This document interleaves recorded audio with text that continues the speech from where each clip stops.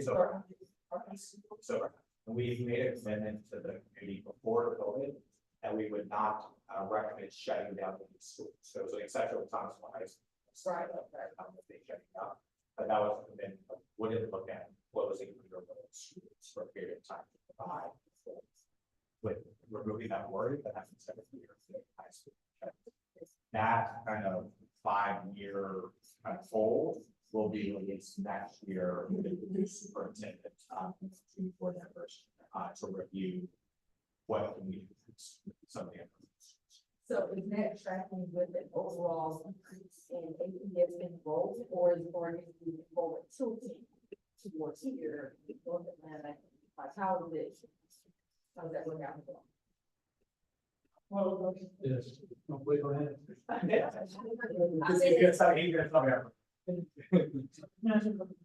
It's possible about some.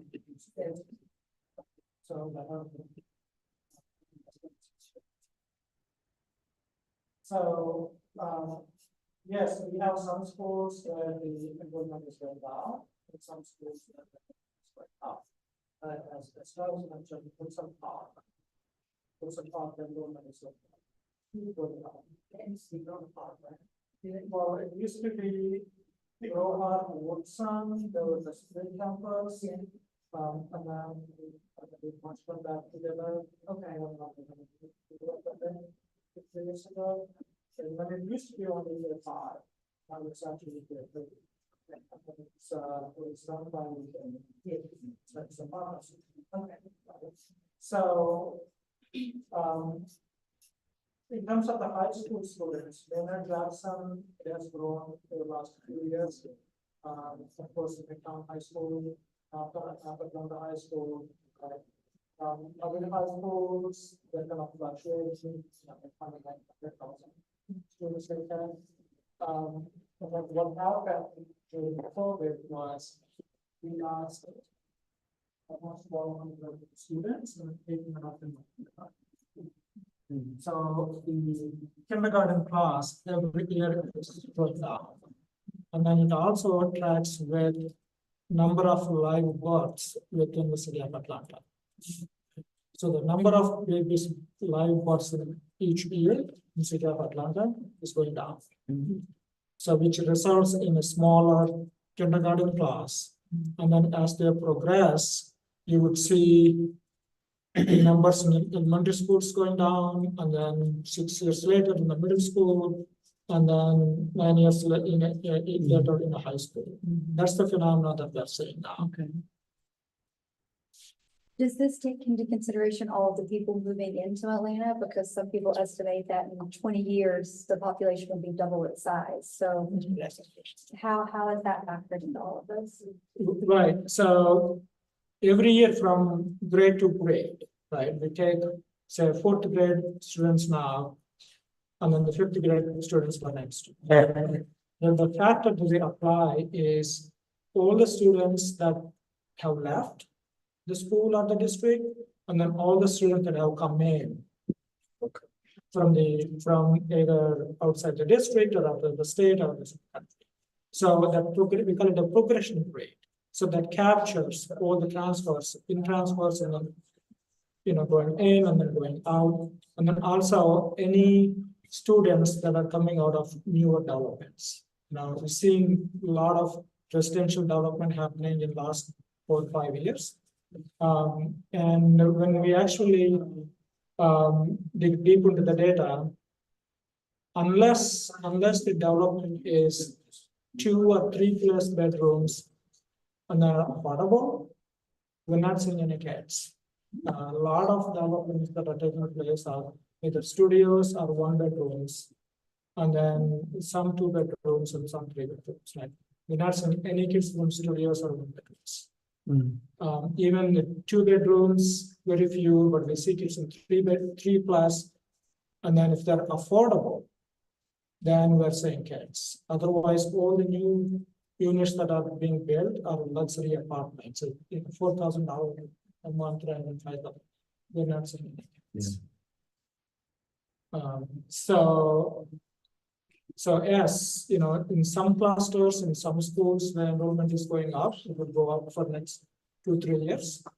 Whereas in some other place, clusters, the enrollment is going down.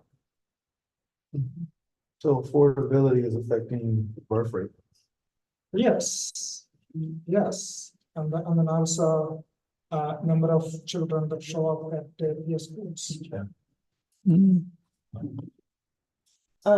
Just a quick question. Are you also factoring in the things that the mayor has going on? Because like this project they're building right here off of across from what is it called?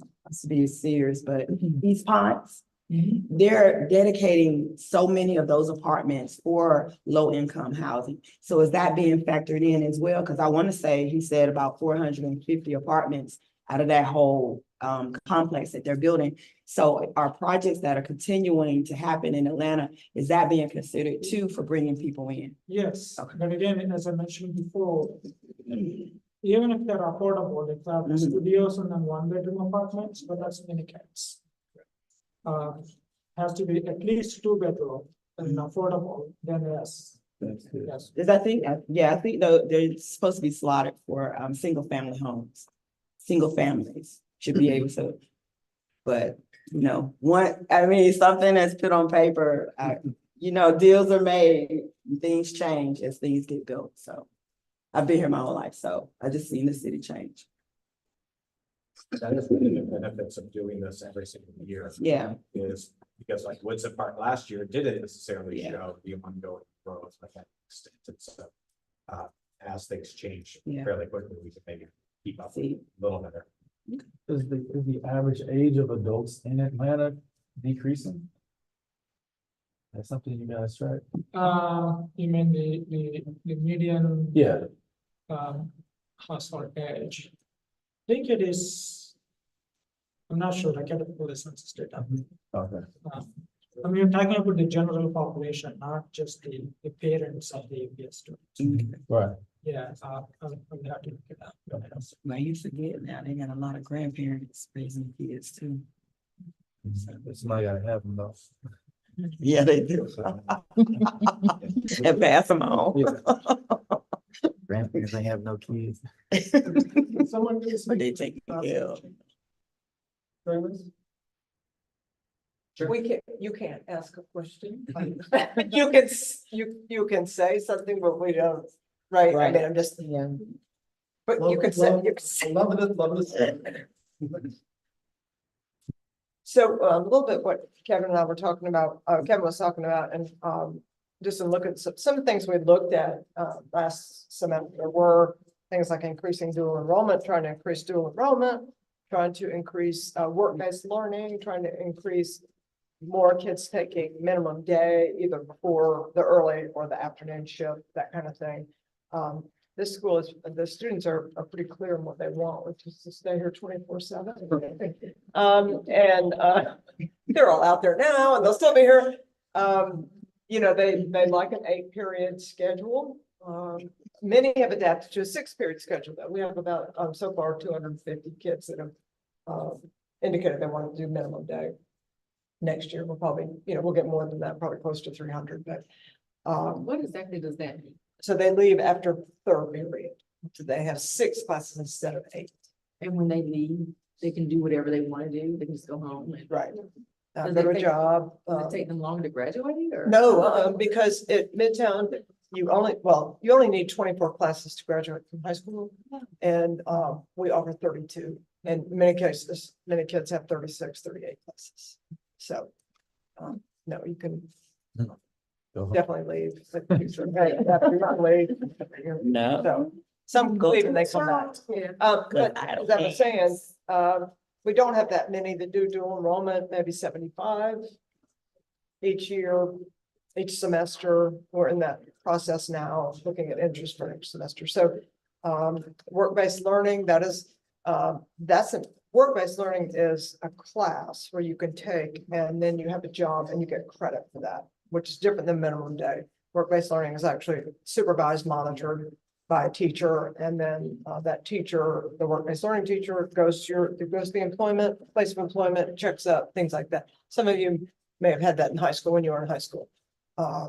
So that's kind of, but again, very few students, want to do that. We have a large, what's called a gifted internship class that Ms. Wren, teaches, and that's probably kids that would have gone work-based learning, but it's a little bit different bent, and so those are kids that in their second semester of the year, they do exploratory careers, things like that.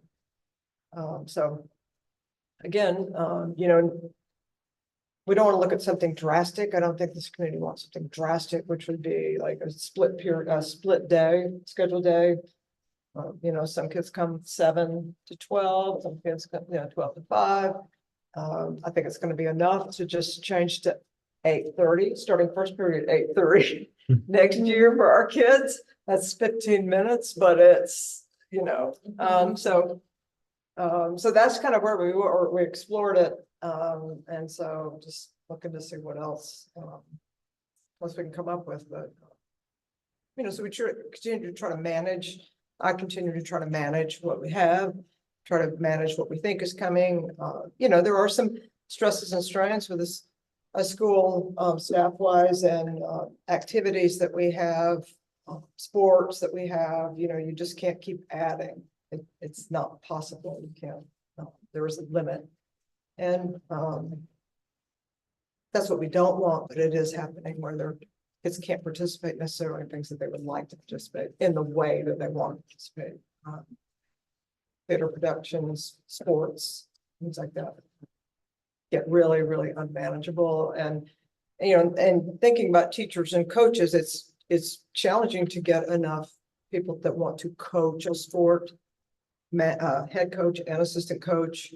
You really need certified people to do that. You can't just bring in anybody to do that. And it's a lot of time, not a lot of money. They did raise the stipend for that this year for sports, but it's still a huge commitment. So, just try, every school struggles to get coaches. It's a challenge. So. Okay. Any other questions for our guests? Yeah, so I guess the question was because just listening from last year, it seemed like the capacity was just projecting up. So what about the capacity changed from this time last year to this time this year?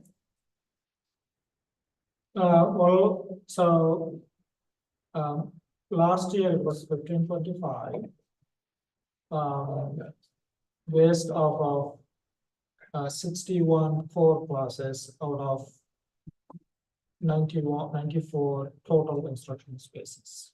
So we had 94 instructional spaces, total instructional spaces, and then 61 of them for 4 classes, and then 33 non-core. So that made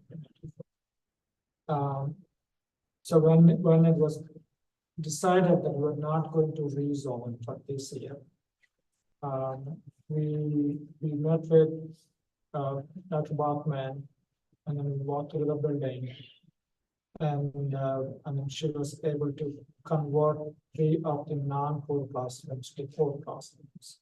So which made it increase from 31 to 34, and then reduce the 4 classes from 61 to 64, 33 to 30.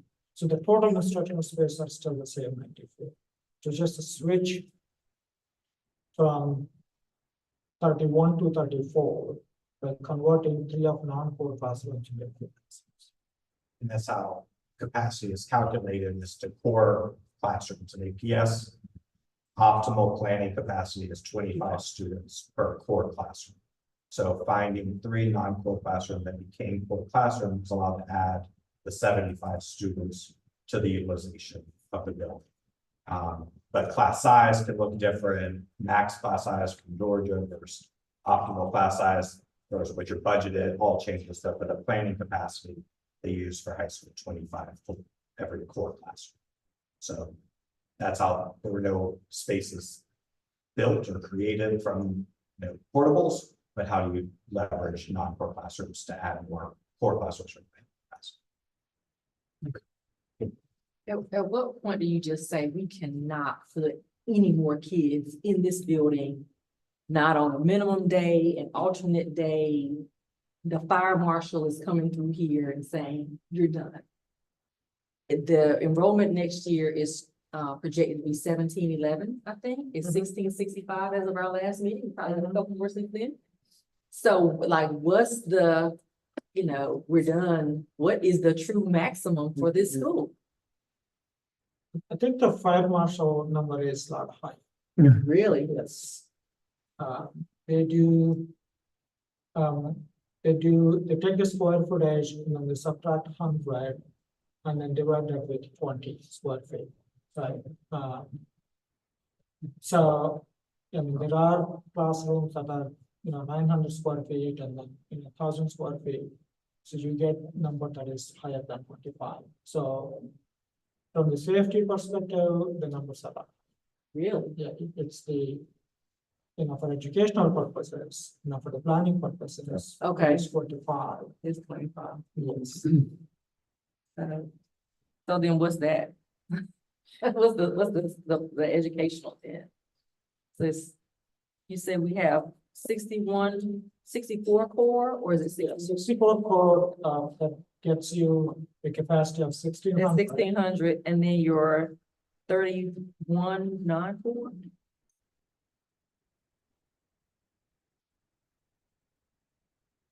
That can't be No, right. no, 64 and then 30. I'm So sorry. 64 core classrooms and then 30 non-core classrooms, a total of 94 instruction spaces. Okay, yeah. But that, And the numbers don't work quite Yeah, that I'm like- cleanly, I'll say. We don't have an average of 20, it's in high school, it's all I can speak of right now because of the complexity of Midtown. And the number of classes we have a number of classes that are core classes that have 32, 33 in them. And that's not talking about like the theater classes and PE classes. There are 25 would be great if we had that, but we don't. And adding more core spaces or taking non-core to core, from the College and Career Center is now a classroom. What used to be a PE, the special ed room is now the ESOL classroom. Take workrooms that were teacher workrooms are now special ed small classrooms. We can cram them in into spaces but for me as the principal, the struggle is finding the teachers, finding effective teachers, enough effective teachers to fill the spaces and to teach the kids. That's just a challenge. So, I mean, That number's going down. and this class change, we had to add. We took time away from lunch to add time to class change this year because it takes longer to change classes. We really want kids to try to use the restroom during class change, things like that. And so, we make adjustments. I mean, that's what as a principal will do, is try to adjust. And, but it impacts some of the, we can't ever have a pep rally. We don't have any space here that we can have an indoor that we can have everybody together. And that takes away from the high school experience. Absolutely. We haven't had a pep rally the time I've been here, or we tried one and it was like, you couldn't even move in gym. I mean, you couldn't move, so those kind of things are, are impacted for sure. So the things you mentioned to me sound like they're more for upperclassmen, right? Like going off and taking a job doesn't seem like something a freshman. Right. Mainly some juniors, seniors, Right. yes, for sure. So what are some of the ideas that your committee came up with when they were working with others about ideas that could be implemented to address some of the issues? I guess what I would say is, and I think we'll look back at it, but it's like the juniors and seniors, if they are out, like for instance, we know, we've been to a couple high schools where the first thing they do is they apologize and they say, hey, you're not gonna see our seniors. Our seniors are in internships or in work-based learning. They're actually in apprenticeships, which I'd like to see in Atlanta Public Schools, right? Is apprenticeships. And so when you have those juniors or seniors where they're out, then those teachers who are usually teaching those courses are then able to teach the freshman and sophomore. Right. And so So like if you have you have one math teacher that we're teaching seniors, but now there's one less course that he or she can teach, and he can teach freshman, sophomore, then those classes would be small in theory, right? In theory.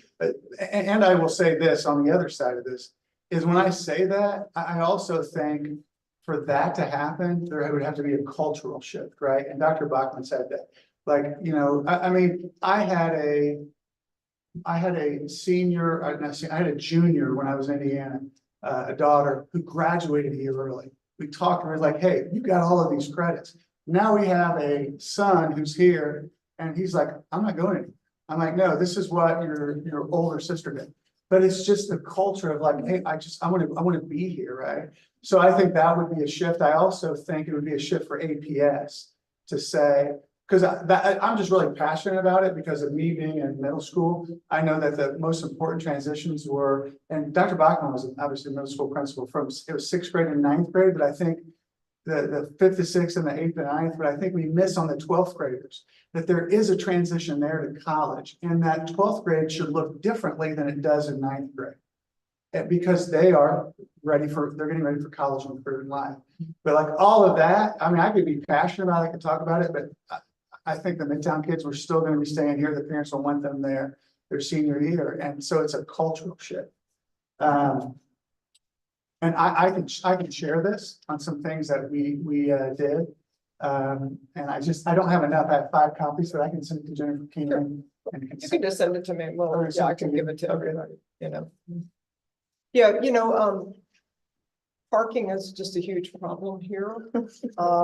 And we would probably have many more kids who would like to do minimum day, they'd like to sleep a little later.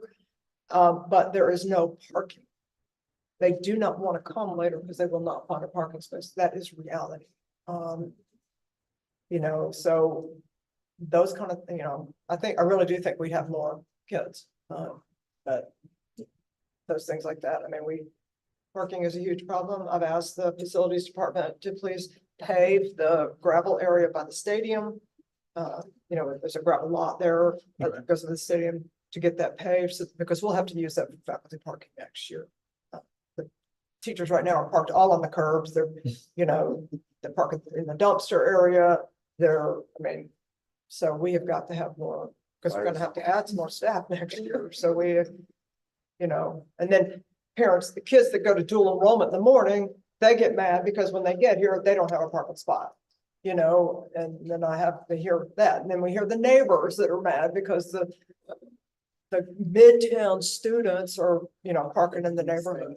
So, you know, it's just, there's a lot of challenges to it. And I don't know what to do about the parking thing. I mean, you know, we are a car society. We can say everybody needs to Uber, everybody needs to get on a scooter. It's not reality. So, okay. Yeah, and I want to mention also that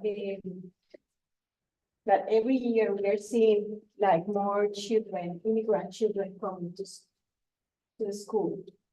And they, you know, that is also impact because they require additional help to accommodate. Yes. So that's something to consider as well, you know. Just resources and Mhm. resources from staff members and we've gone from when I first got here, we were half of an ESOL teacher. Now we have 2 kids in just 5 years. So, you know, now Ms. Rivera is our bilingual community engagement specialist. She's busy all the time. You know, when I hired her, because this is her 3rd year, maybe I was like, God, we really need that. And we really need that. And I mean, it's, you know, the impact on academics has been amazing. That's one group that has really increased so much, our Hispanic population academically. So definitely worth the investment, completely worth the money. But it is, yeah, it's taxing, attendance, academics, behavior. It's a lot, and helping those families, many that don't speak English, is very time consuming. Are there any big shifts in enrollment over the next 5 years for? Yeah. I mean, APS. What's or the enrollment just- now? What's the 5-year? But so from Midtown, No, APS is what he was asking. APS, it's actually for, so the overall, so right now we have, it's just a traditional school, so it does not include charter schools. It's 38,801. It fluctuates around the 38,000, so it will go down to in 5 years from now, the 38,000. So the 38,800.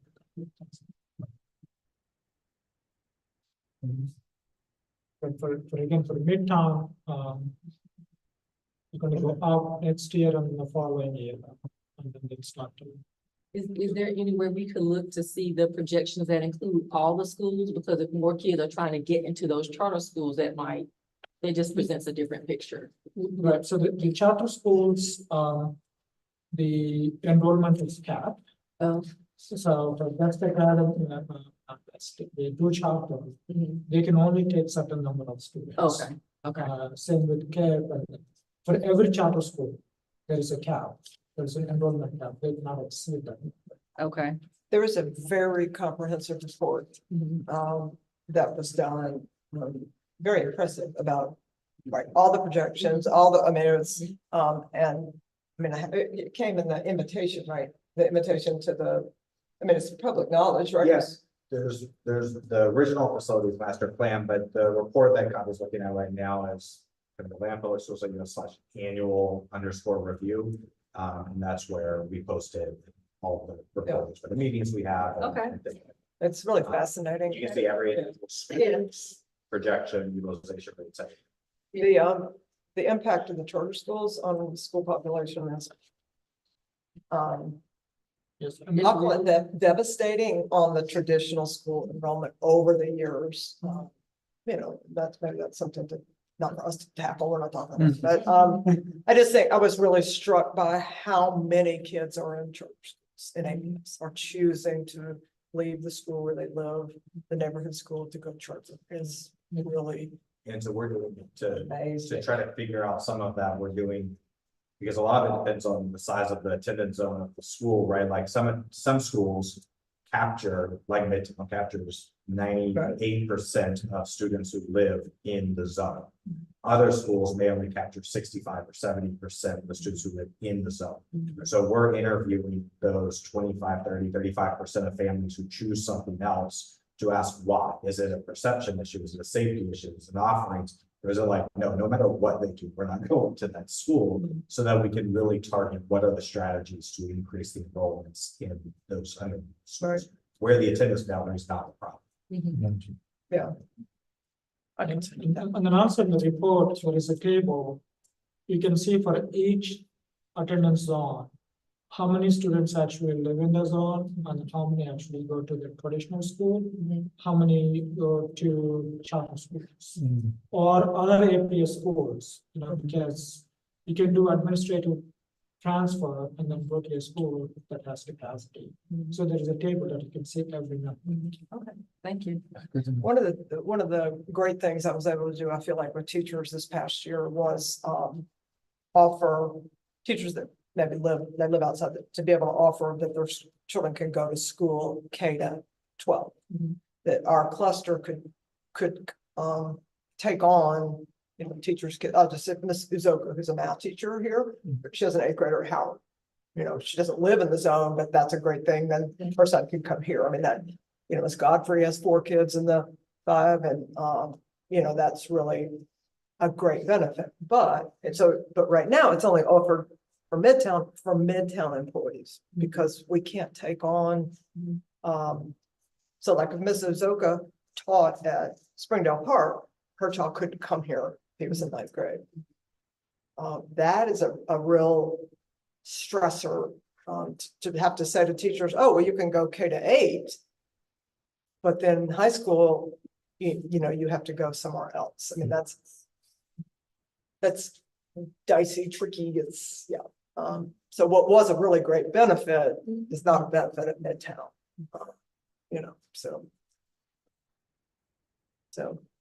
it's a way to keep teachers here. It's a way to keep teachers with young kids here. So I like that, but. Okay, so we need to move on to budget if there's nothing else to, thank you all so much for coming. Appreciate that. And tomorrow I want Carrie to talk to Tanisha maybe about structuring the faculty meeting. There might be 4 of us that are subpoenaed for something for 2 o'clock hearing. That's all my, but maybe it won't happen, but And we just there just to listen. go ahead, Are we here to listen or you can talk to Carrie? talk to Carrie. Okay, we will now move on to the budget development presentation. So,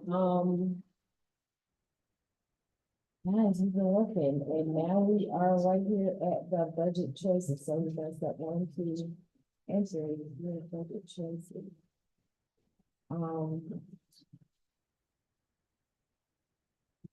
Right here with the Go Team feedback session. At the last meeting, it was like we were gonna try to combine, but we were not. All right, so the Go Team feedback session is scheduled for the principal to provide an overview of the draft budget for the Go Team members. And this meeting provides an opportunity for the Go Team to discuss how the school budget has been allocated to support the problematic needs and key strategic priorities. So, and we are before the staffing conferences, right? Okay. So just to review, our priorities were fostering academic excellence for all, which included, using data to ensure students are receiving maximum opportunities for achievement, AP course offerings involving courses based on student interests such as forensic science, partnerships with colleges and doing enrollment as well as work-based learning, equipping our and empowering leaders and staff so that we're ensuring all teachers have necessary instructional materials, manipulatives to enhance the environment, protect the PLC time to prepare student curriculum and opportunities for professional engagement and academic advancements. Another priority is building the culture of student support.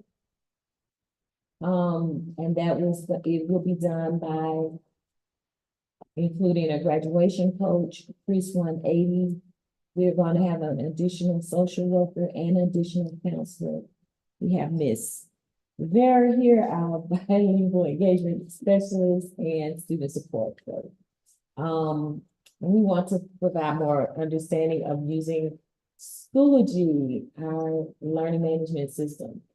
And our final priority was creating a system of student support. And that will be done by providing specific professional memberships for teachers so that they can gain more knowledge to support the classroom, engage with parents, and create opportunities for them to volunteer on campus, create opportunities for students and teachers to engage in non-academic discussions, and create parent survey in order to identify skills. So this is more of a SEL oriented priority for the school, right? So we have our 24-25 year funding, fiscal year 25 funding priorities for the school. The focus areas, which are data, curriculum and instruction, whole child and intervention, personalized learning and signature program. Thank you for your help. Our strategies basically lay out our school improvement, and the requests are the ask, and then we have amounts if they are applicable. Right, so Dr. Botman.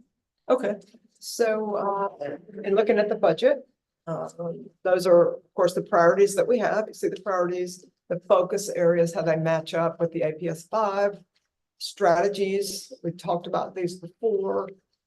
Some of the things that we're looking at in the budget, an additional under requests, an additional ELA teacher and a math teacher. So I'm going to build those into the budget. It's 109,000 per position, as we talked about before. So more funding to attend professional engagement, academic advancements, and put more money in the budget for travel and for registration and all kinds of professional things that we do. Web-based subscription examples, licenses, more things, instructional employee travel. So you can see that adds up there, 50,000 plus 65,000. And then for student support, we are getting an additional social worker, which APS is funding. I don't have to take that out of the budget. And I'm adding a school counselor. So we'll have 5 counselors next year. That's $132,000.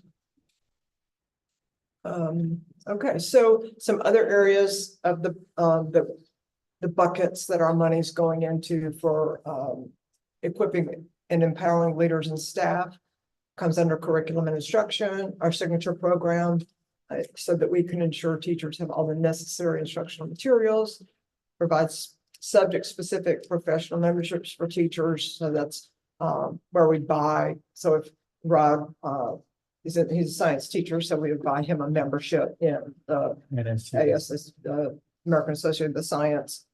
Same thing for English, all that kind of thing. So going back to doing that, I think that's very helpful.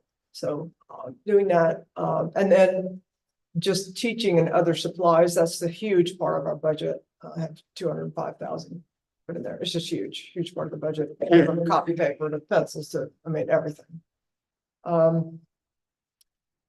So we didn't add, there's no cost to creating a system of student support, whole child intervention, trying to increase the diversity of parents involved in school functions, engage with parents to create opportunities for them to volunteer on campus or be a part of campus. Again, no cost there. Building a culture of student support, personalized learning, build teacher and counselor knowledge, understanding, and skills to meet the diverse social and academic needs of students, create more opportunities for students and teachers to engage in non-academic discussion. SEL family engagement, we've added money into that to do 22,000. And then building a culture of student support, whole child intervention. The strategy is to create a collaborative, inclusive, and responsive school culture, embracing diverse communities that comprise the Midtown family. So, you know, our diversity is complicated. We have, of course, we have racial and ethnic diversity. We have income diversity is a huge part of our, you know, if you look at just demographics, we're about 45% white, 35% Black, and then 20% other. It's the whole umbrella of how people identify themselves. So by race or ethnicity. So create parent surveys in order to identify skills and strengths within our parent group, create opportunities for parents to teach or share their skills with our community. One thing that we want to definitely use is we've done a couple of surveys lately, the Cognia survey that we had a lot of parent participation in. So we will use the data from that. We'll also use the data from the Georgia health survey that we've just finished or in the process of doing, that a number of parents also participated in, thankfully. So we'll use that data as well. We'll talk about the Cognia data tomorrow at the faculty meeting. So here's a breakdown of our budget. We do have 1,711 students projected, and that's how it breaks down per pupil. So it's $10,000, $10,264 per pupil to educate basically here at Midtown. And so that's how it's broken down, the buckets, the big buckets of the FT, of course, is the number of teachers, 118. And so we'll have more next year. So, but that's how it's broken down to a big total of $17.5 million here at Midtown.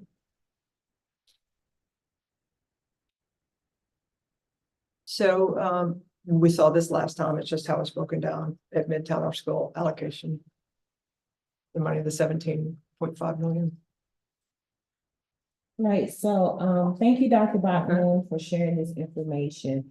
We will now need to discuss the draft budget to ensure it addresses our strategic plan and identify priorities. Some questions for us to consider for our discussion are our new positions included in the budget.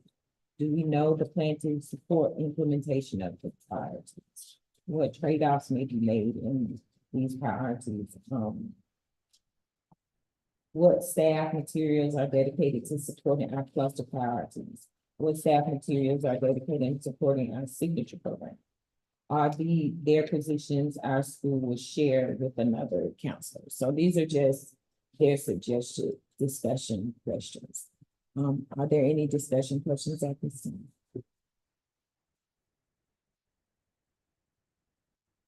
Is this when we talk, will we get to the kind of the new positions?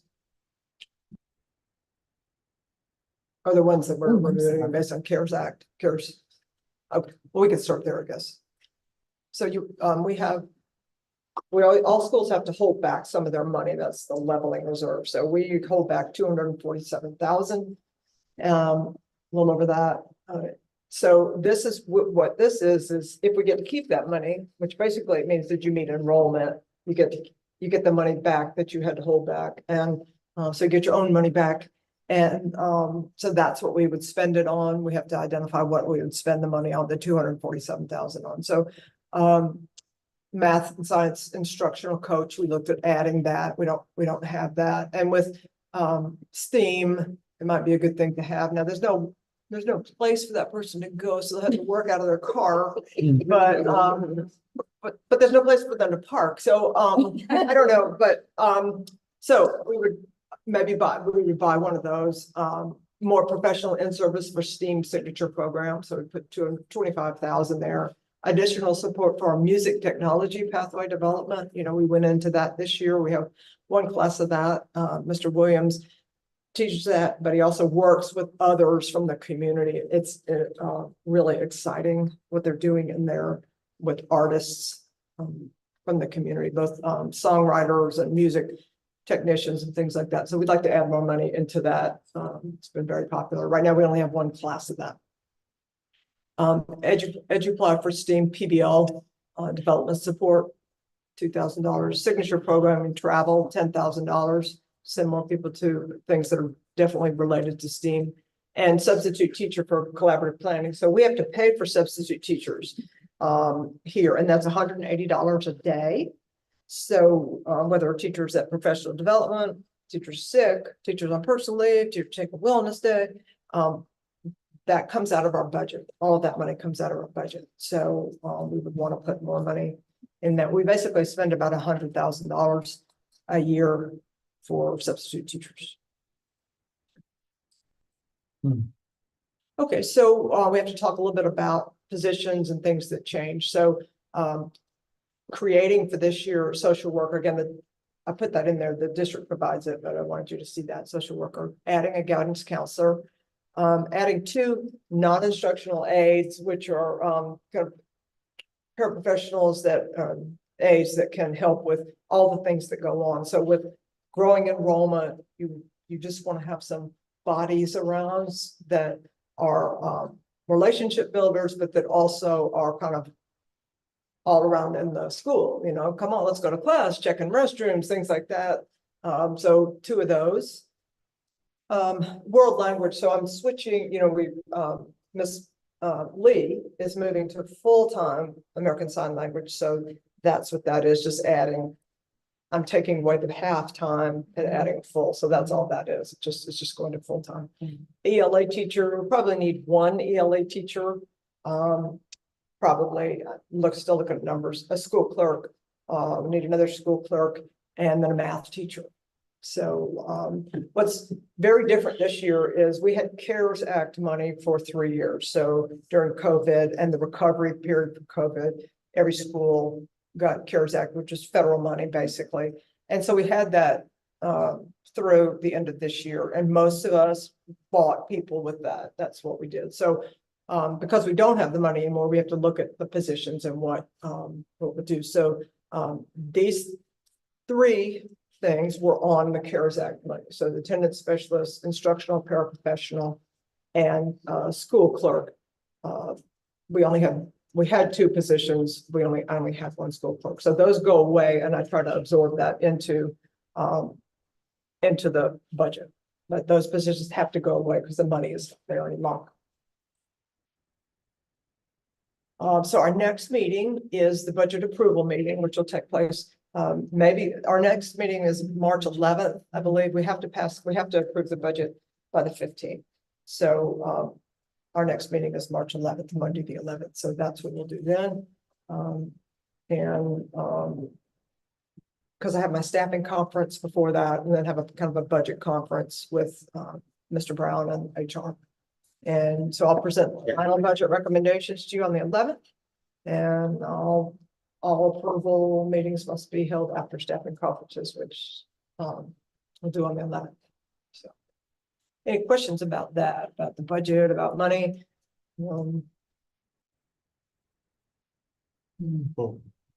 have a question. So, would this be presented to the PTO and to the foundation outside of the context of the building? They just need to. I don't know, well, it's certainly not a secret or anything, so. I'm just wondering if they might see this and be like, okay, guys, we have to do.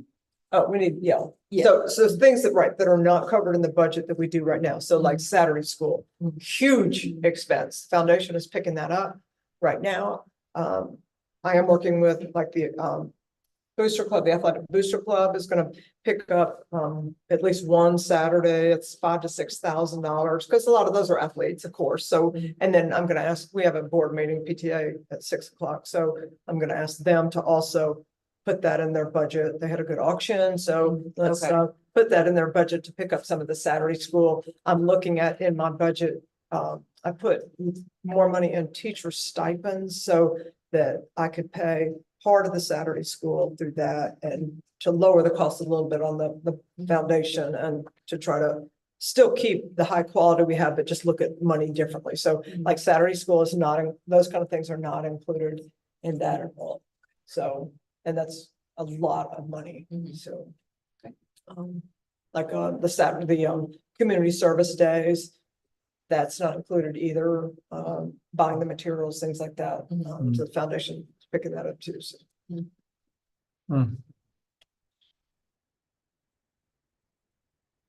Right, so,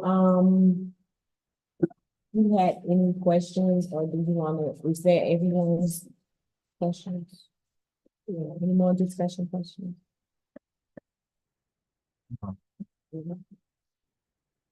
Okay. All right, so February will be the Human Resources Staffing Conference, and then in March, which we, just like, just snippets, but we'll have our final meeting. Well, is it gonna be our final meeting, March 11th? Not for the year, but that's the budget meeting. In those budget cycles, okay. Any announcements? I don't really have any announcements, just a couple of things that, remember the schools now, next year will be 8:30 to 3:30 instead of 8:45 to 3:45. So that's a change. So, we'll get that out numerous times, but just that is. And we are adjusting our schedule a little bit too. We are not going to have C-Day next year. So you're going to have to figure out another way because to wear the uniforms on, but we won't have C-Day. We're just going to go to straight up AB day, AB week. So, and it'll be consistent. So Monday, Wednesday will be A days, Tuesday, Thursday will be B, and then the Friday will alternate. So that's kind of the simplest way to do it. So. Do we alternate to Monday, or is it? We alternated with Friday, right? It's Friday, yeah. Yeah, the C-Day, again, with the growing enrollment, it's so much movement on a C-Day. That bell is ringing all the time. And the transition, so transitions, kids slow down as the day goes on, like around that 2 o'clock transition, there is, so. They start hanging out in the Hey, bathroom. I also like to add that declarations for voting elections are open until February 28th. We will need both parent, guardian, and non-supervisory instructional candidates. If anyone is interested or knows someone that is interested, that would be good to, would be a good fit for our team, please direct them to, they said APSStrongschools.com. When I clicked it, womp womp. So Atlanta Public Schools.us/. yeah, that one works. Strong schools, yeah, yeah. We didn't really want it to declare. Yeah, use that, use that website. So, does anyone have any additional announcements? Okay, well, we have reached the end of our agenda. Do we have any, I apologize, we are open for public comment. Do we have any public comments? I'm happy to make a comment. I might have a time limit. Well, so I have two. One on the budget, just from a parent's perspective, thinking about adding science faculty as well, because not only does it affect adding things like AP chemistry, which is one of the more popular AP classes that we don't offer, but it also affects the sponsorship and support of clubs that are science focused, which we have a hard time with now. And then on the bigger picture of the capacity thing, I will say, not Travis particularly, but from a district's perspective, like this continues to be super disappointing because well-run organizations run at 95% capacity. We are over 100. We've known we've been over 100. The outlook's 5 years out. And the response with a huge capital budget, a huge internal budget is essentially, it's not far enough above 100 to do something material. And even if we were going to do rezoning, it's 2 years away, so it's not an immediate impact. So the timelines are completely like, we're giving ourselves 3 years to impact it, and we're over 100%. There's no margin for error, right?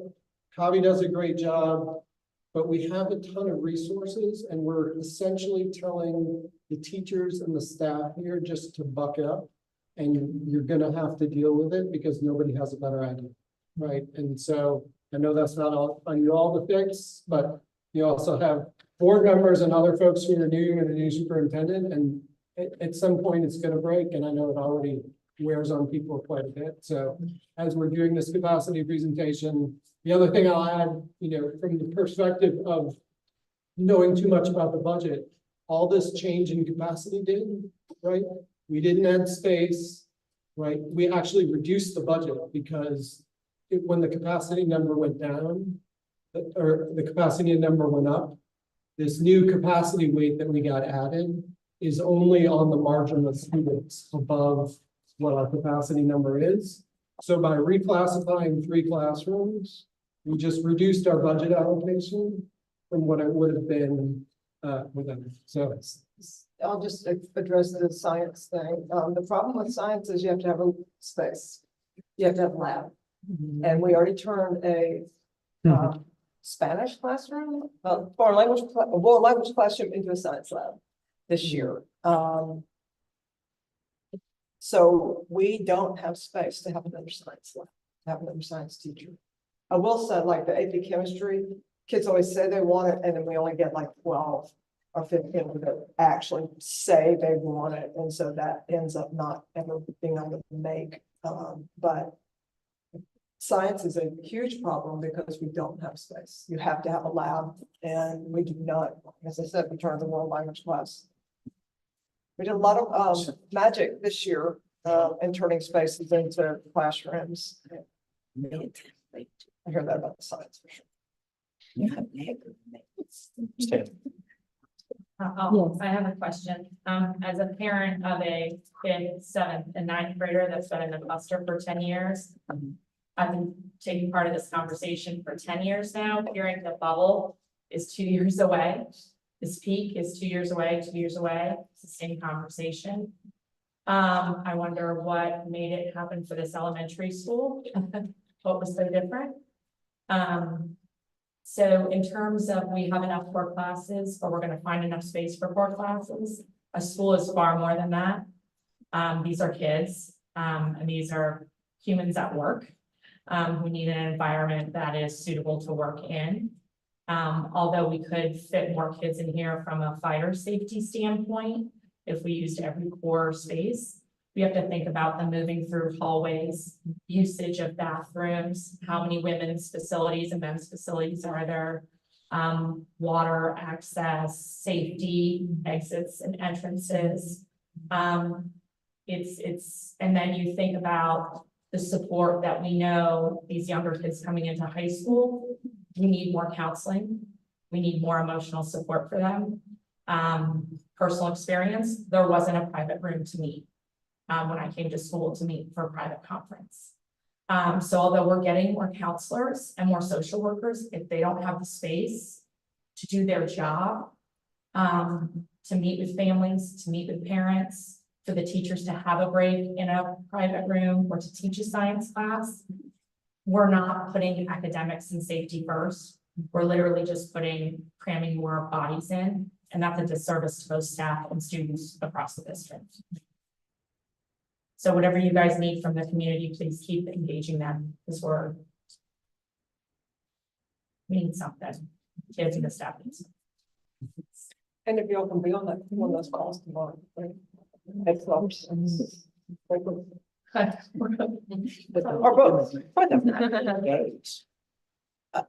Is there anybody, can they ask a question? Looks like someone's on. I think there's like, Oh, you do. You gonna read them? What about Zoom? Oh, could you? Yeah, it is 2 questions. Somebody. okay. Oh, can we show the budget? Oh, she's asking, can we show the budget on the screen? No, not with, Oh, that's. on this screen. We can post it on Put the, it on the website. I mean, we'll put it at the go-to.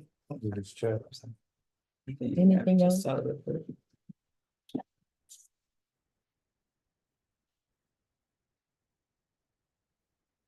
And I think that's one thing that struck me is because my kids are young.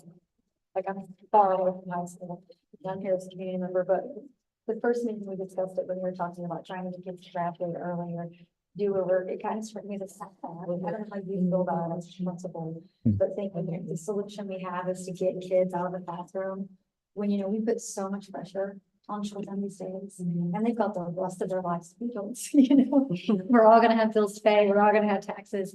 It just feels like it is kind of sad that there's this not even to have a pedophile, you know, Right. some kids don't care about that. But like as a principal, that even have the Right. option. Yeah. Right. It's kind of the same thing. It's a Or really just great like school. any kind of program Right. you wanted to have the whole school, you can't. A lot of kids talk about it too, the fact that we don't have a pep rally. So what now? I hear. Like kids talk about the fact that we don't have a pep rally, it's the It's morale. small, but right, it's Yeah. when you're a kid, It's a it's. big. I know. Yeah. Yes. And we've had it in, we've done a couple like out in the stadium, but it's too big, like Goldilocks. We just can't find the right size, but yeah, that's. Okay, may I have a motion to adjourn the meeting? Motion to adjourn, go. Second, My second. all in favor? Aye. Aye. Opposed? Any abstentions? Okay, meeting is adjourned at. Let's leave the tables because PTA board member coming in, so we'll just leave the table. Oh, it's a great. How do? Oh, they don't care. They don't. All they look at is your friends, they don't